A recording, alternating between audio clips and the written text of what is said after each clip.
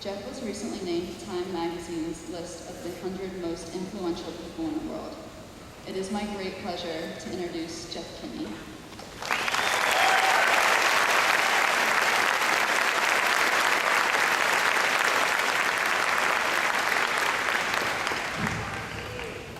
Hi everyone, thank you so much for having me here tonight. It's a great, great honor, and it's a lot of fun too. I'm a little bit nervous, but I think I'll get over it. The last time I went to a graduation, it was my own. I went to the University of Maryland, College Park, and I walked into that graduation, my mother told me I had to get a gown, but she said we could save some money by just using her old gown. And so I walked into a sea of 20,000 black, gowns, and I had an aqua, a turquoise gown that she had let me borrow from her days as a doctoral student. So that was very embarrassing. And so when they asked me tonight if I wanted to wear a gown, I had this horrible flashback to really standing out. So now I'm the only fool up here with a, Luckily, nobody remembers their high school graduation commencement speaker, so hopefully this will just go right out of your minds. When I was asked to be the graduation commencement speaker, I had to laugh because I don't know what wisdom I have to impart. But then I realized I would have a chance to act wise in a place where I used to watch heavy metal concerts in the 1980s, so I just couldn't pass it up. So please play along with this charade that I am wise, and I'm going to do my best up here, and clap at the end, and my mom would be proud. So the question is, how do you give advice or inspiration to a group of people, to a generation really, who will experience more rapid change than any prior generation? And what can you say really to a group of people who will actually have 5 or 6 careers before they retire, if they ever get to retire? So what I think back on is I think back on my high school graduation days. I think back to my graduation. My full-time job now is I'm a virtual world designer. But when I graduated from high school, the internet didn't even exist. And more recently, actually, like Twitter, it was invented about 2 years ago, and now it's changing the world. The events in Iran are being broadcasted in Twitter, so the world is really changing so fast that I feel that there's not too much good advice I can give you, except for look out. So who knows what's next? And if you don't know what's next, how can you really prepare?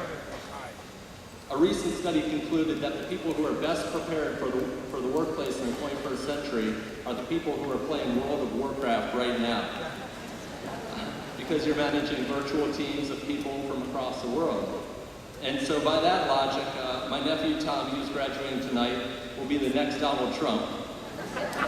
And I would say, and ladies, he's single. So I'd like to share my life experience with you and see what you might be able to glean from it. My rock star dream, as was mentioned before, was to become a newspaper cartoonist. I was rejected for years, and now I feel lucky that I didn't get my original dream, because newspapers are really fading and disappearing across the country. So I'm glad that things turned for me. My watershed moment came in 1998 when I realized that I could publish my cartoons to the world, that I could broadcast to everyone and bypass all the traditional gatekeepers. So here I was broadcasting my comics from my basement in Plainville, Massachusetts. So I think that's great that the world has become so small. And my path up to that point was full of twists and turns, so I'll tell you what kind of a crazy path I took. My plan out of high school was to be an Air Force computer programmer. Then I became a college cartoonist. I dropped out of ROTC. I switched colleges, became a transfer to the University of Maryland. I became a programmer for the government, for the Bureau of Alcohol, Tobacco, and Firearms. Then a computer science dropout, sorry Mom and Dad, criminal justice major. I had plans to become a federal agent, and it was looking good for a while there. I was going to go to ATF, but then right before I graduated, a disaster happened in Waco, Texas, and the agency had a hiring freeze, so I had to change directions again. I became a newspaper designer, then a medical software programmer, a webmaster, a game developer, and then a virtual world developer. And finally, I became a children's author. So even that last part was a little bit tangled. I had written the book, Diary of a Wimpy Kid, for adults. And there's a line by a comedian named Stephen Wright who says, "I wrote a children's book, but I didn't do it on purpose." That's exactly what happened to me. And as a children's author, I've had lots of humbling moments, even though you would think, you're successful becoming a New York Times bestseller. I would tour, I would go all over the country and think that, people were going to show up in droves, and I'd go and show up in one or no people would show up. And I found that the bookstore owners would tell you different things to try to make you feel better about yourself for nobody showing up at your book signing. And one of the things that they would say was that, it's a really miserable day out, so nobody wants to be inside of a bookstore. And the other thing they would say is, it's a great day out, it's a beautiful day, nobody wants to be inside a bookstore. So I've had lots of humbling moments. One time I went all the way out to California, and I had this whole speech prepared. I thought, maybe 50 people would show up, and one little girl showed up. She was 8 years old. I didn't know what to do, so I sat down on a bench next to her and read her my whole presentation. And I think to this day that I'm probably lucky I didn't get arrested for that. Now I'm going to make a very awkward transition into the advice portion of this program. Here's what I've learned. I'm 38 years old. Here's what I've learned so far. Is that first of all, graduates, don't be afraid to do what you love, because you're going to eventually end up there anyway. So the sooner you get on that ride, the better. Be open to the twists and turns of your path, because whatever you have planned right now, life is sure to throw you for a loop.